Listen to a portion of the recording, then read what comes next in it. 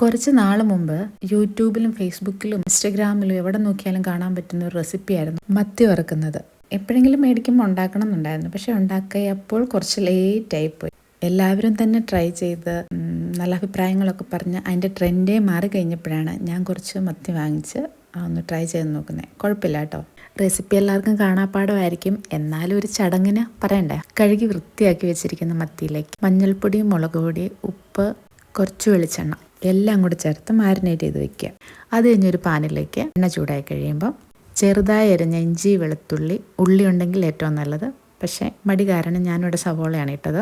അതൊന്ന് ജസ്റ്റ് വാടി വന്നു കഴിയുമ്പോഴത്തേക്കും അതിലേക്ക് തക്കാളിയും കൂടെ ചേർത്ത് കൊടുക്കണം. ഇതിലേക്ക് കുറച്ച് മഞ്ഞൾപ്പൊടി, കുറച്ച് മുളക് പൊടി, കുറച്ച് ഫിഷ് മസാല എല്ലാം കൂടെ മൂപ്പിച്ചെടുക്കുക. വാളംപുളിയുടെ വെള്ളവും ചേർത്ത് ആവശ്യത്തിന് ഉപ്പും ഇട്ട് മത്തി ഇട്ട് കൊടുക്കുക. ഒരു വശം വെന്ത് കഴിയുമ്പം മറുവശത്തേക്ക് മറിച്ചിട്ട് കൊടുക്കുക. ഇതാണ് സംഭവം. എന്നാൽ പിന്നെ വെറുതെ വറുത്ത് കഴിച്ചാൽ പോരെന്ന് ചോദിക്കുന്നവർക്ക് അപ്പോൾ പിന്നെ നമുക്ക് ആ മസാല കഴിക്കാൻ പറ്റൂലല്ലോ.